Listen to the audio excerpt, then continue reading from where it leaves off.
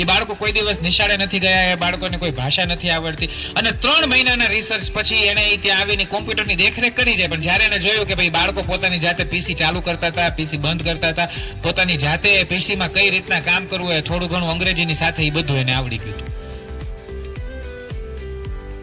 આપણે આપણા બાળકોને એક્ટિવિટી બેઝડ લર્નિંગની છૂટ આપવી પડશે. તમને એમ થાય કે આવું હું શું કામ કરું, તો કે 1980 ની વાત છે. 1980 ની અંદર યુનિવર્સિટી ઓફ સ્કોટલેન્ડ ની અંદર આ રિસર્ચ એને કર્યું કે કયા બાળકોને મુક્ત રીતે વાંચવાની, રમવાની આ બધી છૂટ મળે છે. આવા 32 પરિવાર લીધા એને. આ 32 પરિવારની અંદર 4 વર્ષ એને રિસર્ચ કર્યું. 4 વર્ષના રિસર્ચ પછી એને જે જાણવા મળ્યું, એ બાળકોની જે વોકાબ્યુલરી હતી, જે શબ્દ શૃંખલા હતી, જેના અર્થ જેને સમજી શકે એવા શબ્દ જેને આવડતા હતા, એવા શબ્દો હતા 3 કરોડ. અને બીજા એવા બાળકો જેને બધું જ શીખવવામાં આવતું હતું કે ભાઈ તું આમ કર, તું આમ કર, તું આમ ન કરતો, તું આમ ન કરતો, તું આમ ન કરતો, તું આમ ન કરતો, આવું જેટલું ન કરતો શીખવવામાં આવડતું હતું ને, એ બાળકોને 4 લાખ શબ્દો આવડતા. એ 4 લાખ શબ્દો કે 30 કરોડ શબ્દો સાથે 3 કરોડ શબ્દો સાથે મતલબ નથી. એ 4 લાખ અને 3 કરોડ શબ્દોની વચ્ચે જે અર્થ છે ને, એ અર્થ મારા બાળકને આવડતો બંધ થઈ ગયો. આવું એને 1980 માં સાબિત કર્યું હતું. 1995 માં એની જર્નલ સાબિત થઈ. એને બુક લખી કે અમેરિકાની અંદર રહેતા બાળકોના એજ્યુકેશનલ વિકાસ માટે કરવી પડતી પ્રવૃત્તિઓ. આને હું ગુજરાતી. આજે આપણે આપણા બાળકોને મુક્ત રીતે એક્ટિવિટી બેઝડ લર્નિંગ ની વાત આવે એટલે આપણને એમ થાય કે હવે શું કરશું, એમ થોડું હાલે, એટલું તો ભણાવવું જ પડે ને, આટલું તો કરવું જ પડે ને. આમ તમારે હાથ આમ કરો, મુઠ્ઠી બંધ કરો, અને તમારા બાજુવાળાને કયો ખોલે, વારાફરતી કરજો. વારાફરતી એને કયો તો ખોલે. ભેંસ પડે કે ન પડે? પડે. મેં એમ કીધું તું ભેંસ પાડજો. મેં એમ કીધું તમે ખોલવા નહીં દેતા, એમ કીધું તું. મેં એમ કીધું તું ખોલવા નહીં દેતા. મેં શું કીધું તું? ખોલજો એમ કીધું તું. તમે ખોલવા કેમ દીધી નહીં? એ લાવ હે, તમે કેમ ખોલવા ન દીધી? આ બાળકોનું આવું થાય છે. એ બાળકોને તમે જેટલું ભીણતા જશો ને, એટલું એ તરત ને તરત તમારી સામે જ થતું જશે. તમે જેટલું કરાવડાવો કહેશો ને, માર નથી કરવું, તમે જેટલું કહેશો એટલે એને ડ્રીવન કરવાની એક અલગ મેથડ છે. આપણે બધા અત્યારે રિવર્સ માઇન્ડસેટમાં ચાલીએ છીએ. હું તમને આજે એમ કહું કે તમે ઘરે જઈને આ કામ કરજો, એટલે તમને એમ થાય શું કામ કરવું? તમને કોઈ પણ વસ્તુ મૂકી દેવી, એવી માઇન્ડસેટની મેન્ટાલિટીથી આખા ઘડવામાં આવ્યા છે. એટલે આપણે બધા એમાં આવીએ છીએ. જો આપણે સૌથી પહેલા દેશ મૂકી દીધો અને એ કન્ટિન્યુ ચાલ્યો આવે છે, દેશ બદલતો જાય છે. આપણા માતા પિતાએ જે મૂક્યો એ એનો દેશ હતો. આજે આપણે અહીંથી મૂકીને બીજે જતા રહીએ છીએ, એનો દેશ છે. એ ત્યાં સેટલ નથી થતો, એનો છોકરો બીજે જ જાય છે. એટલે આપણે પેલા યાયાવર પંખીઓ આવે ને, કે જે જન્મે ઉત્તરાખંડમાં, જે ઉત્તર ધ્રુવ છે ને ત્યાં જન્મે, ત્યાંથી પછી રશિયન સાઇબેરિયા આવીને સંવર્ધન કરે, ત્યાંથી પછી ભારતમાં આવીને બચ્ચા પેદા કરે, ત્યાંથી પછી આયલા ઉડીને પાછા એ ઉત્તરમાં જાય, એન્ટાર્કટિકા પાસે. એટલે આપણે એવા થઈ ગયા છે, આપણને ખબર જ નથી કે આપણે આવા થઈ ગયા છે. આપણે સતત ને સતત બદલતા એ મોડમાં આવી ગયા છે કે હવે આપણને ફિક્સ વસ્તુઓ હોય ને તો જ પસંદ આવે છે. અને શીખવાની કેટલી બધી નવી વસ્તુઓ બની ગઈ છે. ફિનલેન્ડની એજ્યુકેશન સિસ્ટમ બેસ્ટ છે. ખબર છે તમને? કેટલાને ખબર હતી? ભણાવે છે એટલાને ખબર હતી. તમને ખબર હતી ને ભાઈ? સરસ, બેસ્ટ. બધાને ખબર હતી ને? તમારા છોકરા ડાયા છે. ફિનલેન્ડ એજ્યુકેશન સિસ્ટમ બનાવીને એને મેં સૌથી પહેલા નક્કી કર્યું કે 7 વર્ષ સુધીના બાળકો છે ને એ ફ્રી એજ્યુકેશન ભણવા જોઈએ. હવે ફ્રી એજ્યુકેશન નો મતલબ શું થાય? ફ્રી એજ્યુકેશન નો મતલબ થાય કે બાળકો એની રીતે નક્કી કરે કે હું શું ભણીશ ને હું નહીં. યુનિવર્સિટી ઓફ LA એ આખો એક્સપેરિમેન્ટ કર્યો. એને દરરોજ બાળકોને આવીને પૂછે કે આજ તમારે શું ભણવું છે? એટલે બાળકો એમ કહે કે ભાઈ આજે અમારે રમવું છે, તો કે ચાલો રમો. એટલે એ બાળકો રમે. પછી નક્કી બાળકોને આજે તમારે શું ભણવું છે? બાળકો કે આજે મારે હાથી દોરો છે, તો એને હાથી દોરાવે. હવે આ રમે ને હાથી દોરાવે ને આવું કરે એટલે આપણને એમ થાય કે આમાં બાળક ભણે ક્યારે? પછી આ બાળકોની જનરલ બીજી બધી જે નિશાળેના બાળકો હોય ને આમ કોમન કોમ્પિટિશન થાય ને, કોમન કોમ્પિટિશનમાં ગયા. શિક્ષકોને પોતાની મનમાં આમ ધબુક થતું હતું કે આ લોકો શું લખશે, પણ ગણિત અને વિજ્ઞાનમાં સૌથી વધુ માર્ક્સ આ બાળકોને આવ્યા. કેમ? કારણ કે ફ્રી એજ્યુકેશન, ખબર છે કેમ લખવું ને કેમ ન લખવું, શું કરવું ને શું ન કરવું, એને બધું કર્યું છે. આમાંથી કેટલાય કાગળ ઉપર લીંબુથી લખીને નીચે આમ દેવાસળી રાખીને અથવા તો દેવા ઉપર કાગળ રાખીને છાપ ઉપસતા જોઈ છે. તમારા છોકરાએ જોઈ છે? તો કેમ? એને હું કઈ ગુનો કર્યો છે? આમાંથી કેટલાય હળદર વાળા કપડા ધોયા છે? લાલ થઈ ગયા હતા? તમારા છોકરાએ જોયું? કેમ? હું કરવા હું માંગો છો તમે? તમે નાના હતા ત્યારે માટીના ને એના રમકડા બનાવતા અને આ બધું કરતા? તમારા બાળકોએ બનાવ્યા? લોટના બનાવ્યા? તમે ખાલી આને બનાવ્યા અને પછી એટલે ધરાણા નહીં, હવે એને ઉલ્લુ બનાવો છો. નિશાળ થઈ જાય, બહુ મરજી કરો, ભણે ભણે બહુ મોટું થવું છે ને. હે બાકી હું મોટું શું એ ખબર નથી આપણને. હું મોટું, એને શું મોટું બનાવવું છે આપણે? એને મોટો ડોક્ટર બનાવવો છે, એને મોટો વકીલ બનાવવો છે, મોટો એન્જિનિયર બનાવવો છે. અમે જવાહર નવોદયની પરીક્ષા વિશે કોને ખબર છે? એલા વાલી છો કે તમે? હું શું કઈ ખબર જ નથી તમને? રૂપિયાના બધા સોર્સ ખબર છે, નોલેજ ને કોઈ સોર્સ ખબર નથી. નવોદયની પરીક્ષા આપવા વાળા 5મા ધોરણ સુધી 8મા ધોરણ સુધી ગુજરાતીમાં જ ભણતા હોય છે મોટા ભાગના, અને પછી નવોદયની પરીક્ષા આપે અને પછી નવોદયમાં ભણવા જાય ને સીધા ઇંગ્લિશ CBSE માં. અહીંયા તો GSEB માં ઠાકડા મારતા હોય.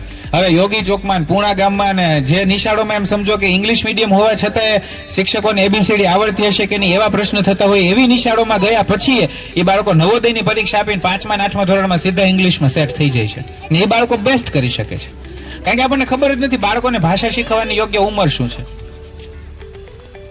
તો આ બાળકો જે 5મા અને 4મા નવોદયની તૈયારી કરે ને એટલે એને શિક્ષકોનો એક રૂલ હોય, એ પેલા બાળકોને એની જાતે ગણવા દે. શું કામ જાતે ગણવા દે? કારણ કે એને એટલા રસ્તા ખબર હોય કે આ રસ્તાથી નથી થતું. પછી કોક પાસે શીખવા બેસે, એની જ્યારે શીખવા બેસે ને ત્યારે બેસ્ટ શીખવા બેસે. એટલે આપણે વન ડાયરેક્ટિવ છે, જે બતાડી દીધું એ સાચું એ માની લેવા વાળા છે, પણ એનાથી સત્ય બહુ વિપરીત છે. જે બાળકને મુક્ત રીતે અભ્યાસ કરાવડાવશે એ બાળક ચોક્કસ જ આગળ વધશે. એવરેજ પર પર્સન મોબાઈલ ટચ 3.5 થી 4,000 થાય. દિવસમાં 3.5 થી 4,000 વાર તમે તમારા મોબાઈલની સ્ક્રીન અડો છો. એમાં સ્ક્રોલ કરો, ખોલો, બંધ કરો, આ બધું આવી ગયું. તમે 4,500 વાર તમારા છોકરાને અડો છો? કમ્પેર કરો. તમે 4,500 વાર જે વસ્તુની પાછળ દોડો છો, એ મરી ગયેલી વસ્તુ, મૃત વસ્તુ, એટલું તમે તમારા સજી બાળક, પછી બાળકની અંદર શું છે ને શું નહીં, શું ચાલે છે, તમે 4,500 તમારા બાળકને અડો ને તમે મોબાઈલ ખોલો ને તમને ખબર પડે ને કે ભાઈ એપ્લિકેશન ની અંદર આનો મેસેજ આજ આવ્યો હોય, એમ તમે તમારા બાળકને અડો ને તો તમને ખબર પડી જાય. પણ 4,500 વખત તમારું બાળક દરરોજ તમારે અડવું પડશે. આમાં એવું થાય, રિંગ વાગે એટલે તમને ખબર પડી જાય કે આનો જ ફોન છે. થાય ને? હું એમ કહું દિવસમાં તો એકાદી વાર, અઠવાડિયામાં એકાદી વાર થતું જ હશે, પણ એવું તમારું બાળક ઘરમાં સીધું એન્ટર થઈને તમને ખબર પડી જાય કે નિશાળમાં હાથ થયો છે. બાળકને આવે એટલે પૂછો હું લેશન આપ્યું છે,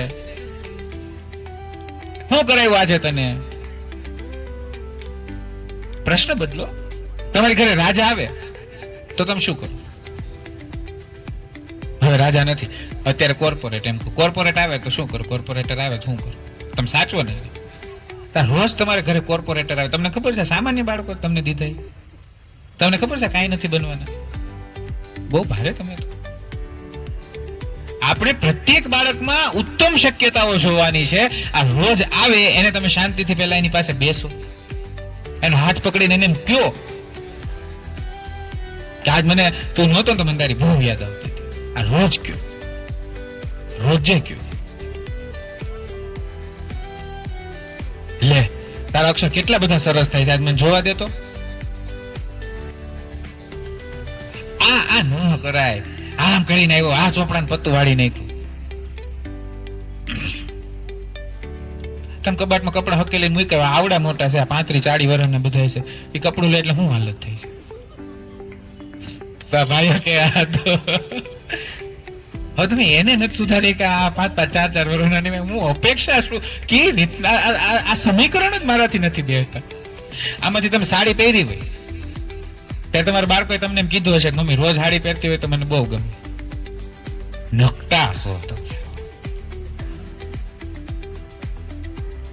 કોઈ કોમ્પ્લિમેન્ટ આપે છે તોય હા આવે ને પછી મારે કામ કેમ કરવું, સીધું એનું મોઢું તોડી લે. હા તો પાડી શકો કે નહીં, એટલે ખાલી એમ કે ભાઈ હા એમ. જે માણસને જે સભ્યતાને આપણે ઊંચી લઈ જવાની છે એ સભ્યતાના ઉગતા ફૂલ ઉપર આપણે રાડો સિવાય શું આપીએ છીએ. આશાદીપની અંદર અમારું સેશન હતું અને શિક્ષકોનો એક જ પ્રશ્ન કે ભાઈ આ બાળકોને સમજાવવું શીખવાડવું કેમ, પણ મેં કીધું તમારે કરવું જ શું કેમ છે? તમારે એને સમજાવીને શીખવાડીને સાબિત શું કરવું છે? હું તમને કહું, એ બાળક રમતું હોય ને એટલે તમે એને વાટકા ચમચી આપ્યા હોય તો ગોઠવે કે ન ગોઠવે? ગોઠવે. એમાંથી વિમાન બનાવી નાખે કે ન બનાવી નાખે? તમે ખાલી હા પાડો એને. તમે એને 3 વાટકા ગોઠવા હોય તમે એમ કહો કે હે આ તો ગાડી જેવું લાગે, તમે એને ખાલી હા પાડો, હાચે મોટો થશે ને ત્યારે ગાડી બનાવશે. આજે આપણે બાળકોને કેવા બનાવી દીધા છે ખબર? કે હું કહું એમ કરીશ તો જ તું મોટો થઈશ. ઓનો છોકરો એ કે અંગ્રેજી કેવું બોલે છે કે તું નથી બોલતો. હું એક કડી બોલું, હું એક લીટી બોલું અને બેઠી લીટી તમે બોલી શકો? બોલી શકો કે ન બોલી શકો? બોલી શકો ને? તો એને મેમરી કહેવાય કે ન કહેવાય? એને ઇન્સ્ટન્ટ મેમરી કહેવાય કે ન કહેવાય? તમે ગીત ગાઓ તમારું બાળક ગાય, આવું ગીતમાં જ શક્ય છે. હવે તમે વાર્તા નથી કહેતા તમારા બાળકને, એવી અપેક્ષા રાખો છો કે ક્રિએટિવ, ક્યુરિયસ થવો જોઈએ, તો આ સમીકરણ નથી બેસતા. એટલે જ્યાં સુધી બાળકનો સંપૂર્ણ વિકાસ કરવાની સમજ માતા પિતાને નથી ને આમાં વસ્ત્ર, ભોજન, વ્યવસ્થા આની ખબર નથી. અને બેન મને એમ કહેતા હતા કે સાહેબ તમે આ લોકોને એમ કહેજો કે ભણાવવા વિશે કેમ કરાવડાવવાનું છે. મારી વાત કડવી છે પણ એ તમારા છોકરાઓ માટે નરવી છે. આમાંથી કોઈના સગા કેનેડા છે, જર્મની છે, ઓસ્ટ્રેલિયા? તમને બહુ જાણી નવાઈ લાગશે કે ત્યાં બાળક શું ભણશે ને એ માતા પિતા નક્કી ન કરી શકે. એનું સ્ટેપ બાય સ્ટેપ રિઝલ્ટ બને. જે ક્લાસ ટીચર થી ક્લાસ ટીચર ટ્રાન્સફર થાય. આજે 5મા ધોરણના જે ક્લાસ ટીચર હોય ને એને 6થા ધોરણમાં પોતાનું એડિટ કરી નવું બનાવે, 6થા ધોરણના 7મા ધોરણ, આવું કન્ટિન્યુઅસ રિઝલ્ટ બને. એનું જ્યારે ફાઇનલ સેમેસ્ટર આવે ને, જ્યારે સ્કૂલ મૂકવાનો હોય, જ્યારે એને બ્રાન્ચ સિલેક્શન કરવાની હોય, ત્યારે એને આધારે શિક્ષક કે ભાઈ આને આ બ્રાન્ચમાં મૂકજો, અને પછી ત્યાંની યુનિવર્સિટી એક્સેપ્ટ કરે કે ભાઈ આને આ કરવું જોશે. જોકે ત્યાં પણ ડોનેશન સિસ્ટમ હવે આવી ગઈ એટલે એમાં ફેરફાર કરે કે ભાઈ વાંધો નહીં આપે, પણ ત્યાં આ સિસ્ટમ છે. અહીંયા તમે શું કહો, હે બેન આને આજે એકડો શીખવાડજો ને. બેન આને એબીસીડી તો હાવ નથી આવડતી, અને એબીસીડી આ શીખવાડજો. આ તકલીફ પેરેન્ટિંગ તમારું નહોતું, મારું નહોતું ને એમાં છે. આપણને જ ન શીખવાડ્યું કે ઇગોઇસ્ટિક માણસ સાથે કેમ વર્તન કરવું. નહીં તો તમને 7 વર્ષના બાળક સાથે કેમ વર્તન કરવું આવડતું હોત. 5 વર્ષે એ ચેન્જ થાય, 5 થી 8 વર્ષે ચેન્જ થાય, 8 થી 12 વર્ષે ચેન્જ થાય, 12 થી 15 વર્ષે ચેન્જ થાય. ચાણક્યએ કીધું, લાલ એ તો 5 વર્ષાની 10 વર્ષાની તાળી પ્રાપ્ત હતું 16 વર્ષે પુત્ર મિત્ર સમાચારે. એને 5 વર્ષનું કીધું, 10 વર્ષનું કીધું, 15 વર્ષનું કીધું. આપણે એમ કહીએ ને કે ભાઈ બાપના દીકરાના જોડાના માપ એક સરખા થઈ જાય એટલે એને ભાઈ બંધ ગણવું. તો ત્યાં શિક્ષક નક્કી કરે કે ભાઈ આજે આને શું ભણાવીશ, શું કરાવીશ, શું નહીં કરાવડાવું. અહીંયા તો આપણે જન્મ ન હોય ત્યાંથી જ નર્સ ને કહેવા માંડી કે ભાઈ એને મારે આ લગાડવાનું છે. હજી જન્મ ન હોય ત્યાં જ તમે એને એકડા બગડા શીખવો. હું પોતે ગર્ભ સંસ્કાર કરાવું છું, પણ મારો ગર્ભ સંસ્કાર પરિવાર નો હોય, બાળકનો ન હોય. કે ડીએનએ કેસેટ છે, તમે જેવા છો એવું જ બાળક છે. એની અંદર તમારું જે ઉતરે છે બધું જ ઉતરે છે. આ મેડમ મોન્ટેસરીએ એવી આખી પદ્ધતિ ડેવલપ કરી કે જેમાં બાળકનું ક્રિટિકલ લર્નિંગ થાય. તમારું બાળક નાનપણથી જ સમજદાર, વિકસિત બને, પણ લેટ ધેમ ટ્રાય. એને એકવાર સમય આપવા દો. તમારા હાથમાં પહેલી જ વાર હીરો પકડાવીને એમ કે હાલે ઘસી દેજો, ઘસી દીધો તમે બહુ સારા કહેવાય. પણ બધાને આવું નથી થતું ને. કોઈક આખા માનો કે આખા ભારતમાં, આખા સુરતમાં એમ સમજો કે આટલી વસ્તી છે, એમાંથી જેટલા હીરા ઘસે છે એમાં કેટલા લોકોને આવું થયું, એનું કઈ આપણે ઉદાહરણ ન લઈ શકીએ. અને આ જે 12 વર્ષ સુધીની ઉંમર છે ને એ આખી અલગ લર્નિંગ મેથડની છે. આ 12 વર્ષમાં 7 વર્ષ સુધીની લર્નિંગ મેથડ આખી અલગ છે. એટલે જ પ્રી સ્કૂલ ચાલે છે. પ્રી સ્કૂલ સ્કૂલ કરતા અલગ ચાલે. કેમ? કારણ કે ત્યાંની લર્નિંગ મેથડ અલગ છે, સ્કૂલની લર્નિંગ મેથડ અલગ છે. છતાં સ્કૂલ પ્રી સ્કૂલ ચલાવડાવે તો એમાં એને રમત ને આ તે બધી વસ્તુઓને પ્રાધાન્યતા આપવી પડે, એક્સ્ટ્રા એક્ટિવિટીને પ્રાધાન્યતા આપવી પડે. આજે રિસર્ચ ને આજે બધું થાય ને, ભારતીયો તો પહેલેથી સ્વીકારી લીધું છે. 7 વર્ષની ઉંમરે તમારા બાળકને ધંધાની જવાબદારી આપી દેવી જોઈએ. માનો તમારી વાત, ભારતનું બાળક છે અને આ બાળકનો સંપૂર્ણ વિકાસ થાય એની જવાબદારી મારી ને તમારી છે. આજથી મારે 60 વર્ષ પછી કેવું ભારત જોઈએ ને એ નિર્માણ મારે કરવું હોય ને તો મારે આ બાળક ઉપર ધ્યાન આપવું પડે. આપણે બધાએ આ બાળકો ઉપર ધ્યાન આપવું પડે. 4 જગ્યાએ બાળક પીસાય. એક તો રાજકીય શિક્ષા વ્યવસ્થા, એને કંઈક નક્કી કર્યું હોય એમાં પછી અલગથી સ્કૂલની શિક્ષા વ્યવસ્થા આવે, એમાં પાછો શિક્ષક આવે, એમાં પાછો એ બાળક પોતે ફસાય, એની પોતાની જે લર્નિંગ મેથડ છે એની એમાં વાલી આવે ને એમાં સમાજ આવે. એટલે આ 6 ડોરમાંથી બાળક પસાર થાય. બાળકની હારે ઉભો રહીને એનો હાથ પકડીને કહેવા વાળું તું ગમે એ કરીશ, હું તારી હારે છું, આ વાત આત્મવિશ્વાસ એનામાં ડેવલપ ન થાય ત્યાં સુધી બાળકનો વિકાસ સંભવ જ નથી. તો આમાંથી કેટલા વાલી એવો નિર્ણય લે છે કે હું મારા બાળકને સમજીશ ને પછી ભણાવીશ. જેટલી ભેંસ પોતું મારી દીધા પછી તમારો ઘરવાળો એક પગલું પાડે ને તમને પડે છે ને, એટલી જ ભેંસ મૂકી દીધા પછી તમારા બાળકને થેલો ખોલવાની પડે છે. જેટલી ભેંસ આપણને એમ સમજો કે શેઠે એમ કીધું કે આ કામ કરી નાખો પછી રજાને બીજું કામ હોપેન પડે છે ને, એટલી જ ભેંસ તમે બાળક હારે ખોટું બોલો ને કે હા વાંધો ને એટલું કરીને પછી છૂટો પછી એમ કે એટલું કરીને ત્યારે પડે છે. આ બધું સિમિલર ચાલે છે.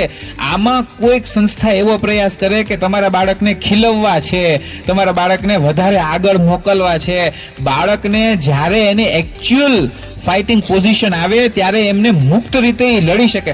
આ તમને એમ લાગે પણ જો સદગુણ કિડ્સમાં ભણે એમ નહીં, પણ હું એમ સમજો કોઈ પણ એક્ટિવિટી બેઝડ સ્કૂલમાં ભણે એટલે તમારું બાળક આગળ જશે ને ત્યારે ડ્રગ્સનો બંધાણી નહીં થાય. એની પાસે પોતાનું મગજ છે કે મારે મારા મગજને સંતુલિત રાખવા શું કરવું પડશે. તમારું બાળક આત્મહત્યા નહીં કરે કારણ કે એની પાસે ક્રિટિકલ ડિસિઝન છે કે અઘરામઘરી પરિસ્થિતિમાંથી બહાર કેમ નીકળવું. ખાલી ચોપડું તોડે આવું ન થાય મારા ભાઈ. આજે નહીં તો કાલે આ કરવું જ પડે. ભણેલા કરતા ગણેલો સારો આમ આપણે કહેતા હોઈએ તો આપણા બાળકને આપણે ગણાવવું જ પડે. હું એમ કહું આમાંથી કેટલાય રીતસર તમે મને કહેજો જો સાચું હોય તો કે સુરતમાં આવી ગયા અને માનો કે 15 વર્ષ 25 વર્ષ કે અત્યારે તમારી ઉંમર 35 વર્ષ સુધીની હોય અને અંગ્રેજી શીખા હોય, ક્યાં તો ફોન હાથમાં આવ્યા પછી અંગ્રેજી શીખા હોય, એની પહેલા કાંઈ ન આવડતું આવા છે? કેટલી વાર લાગે શીખતા ભાઈ? પેલા ઝોપડપટ્ટીના રહેતા બાળકોમાં જેના કાંઈ નથી આવડતું એની વચ્ચે કોમ્પ્યુટર મૂકીને સુગાતાએ એમ સાબિત કરી દીધું કે શીખી શકે. તમારા બાળકને એમ કહો 5 વર્ષ સુધી નહીં, 5મા ધોરણ સુધી કાંઈ ન ભણાવતો ને 6ઠામાં સીધું ભણવા મૂકજો. પેલા 2025 થી લઈને આજે 2026 સુધીમાં 1 લાખ બાળકોને મારી સામે બેસાડીને વાર્તા કરી છે. ખાલી વાર્તા. વાંસળી વાળાની એક વાર્તા આવતી. વાંસળી વાળો આવે ને એટલે ઉંદરડા બહુ થઈ ગયા. વાંસળી ઉંદરડો લઈને વયો જાય. પછી એમ કે પૈસા, એટલે ગામ વાળા કે પૈસા કેવા? વાંસળી વગર છોકરા લઈને વયો જાય. હું એ છું. આ તો હું અત્યારે સારો છું, તમારા છોકરા તમારી પાસે રહે ને એવું કરું છું. તમારા છોકરા તમારી વાત ભવિષ્યમાં કેમ માને ને એવું શીખવાડું છું. નહીતર આજે હું કહું તમે અપ્લાય કરો ને 10 વર્ષ પછી છોકરો હું લઈ જઈ શકું એવું શીખવાડી શકું. આ બાળકોને કેમ કરવું, શું કરવું એ આ શિક્ષકોને ખબર છે, આપણને ખબર નથી. વાત સ્વીકાર્ય તો થાય ને. અમારી પાસે ઓટિઝમ વાળા બાળકો આમ જ જોતા હોય. બાળકનો મને વિરોધ નથી પણ એની માતા સ્વીકારે નહીં ત્યાં સુધી થાય કેમ? પેલા હું મારા બાળકને સંપૂર્ણપણે સ્વીકારું કે આવું જ છે ને આ જ આવડે છે. વાલીઓ બહુ સારા વાલીઓ એ શિક્ષકને એમ કે આ અમારાથી માનતો જ નથી, તમારાથી કેમ માને છે? અને અમુક વાલીઓ આવીને ભાઈ હું ઘેરે તેને એટલું શીખવાડી દઉં છું, તમે કેમ નથી શીખવાડી શકતા? પણ એની સાથે બીજું હું શીખવાડું નથી શીખવાડું આપણે ખબર જ નથી. કારણ કે ક્વોલિટી મેઝરમેન્ટ છે નહીં ને આપણી પાસે.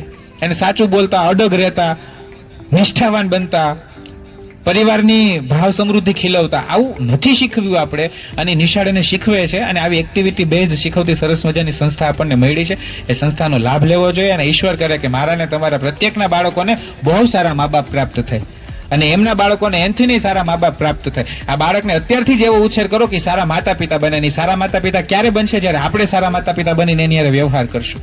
એટલે તમારા બાળકો માટે ઓપોર્ચ્યુનિટીઝ બહુ બધી છે. એ બધી ઓપોર્ચ્યુનિટીઝમાં ત્યારે તો જ પાર પડી શકશે જો અત્યારે તમે બહુ સરસ મજાની એવી જગ્યા ઉપર બાળકને ભણાવશો. અને આ લોકો બહુ સરસ પ્રયાસ કરે છે. શિક્ષકોનો સ્વભાવ બહુ સરસ છે અને એમનું મેનેજમેન્ટ અને એમ સમજો કે મને એમ ઈચ્છા થઈ કે ભાઈ હું એમની ટીચર્સ ટ્રેનિંગ હું એકવાર લઈ દઈશ અને મારી એકવાર ટીચર્સ ટ્રેનિંગ જાય એટલે વાલી શિક્ષક પોતે પોતાની જાતે ગીત બનાવતો થઈ જાય. એટલે આવું સરસ વાતાવરણ મળે એવો ઈશ્વર પાસે પ્રાર્થના કરીએ અને આપણે બધા રાષ્ટ્રના કામમાં સહયોગી બનીએ.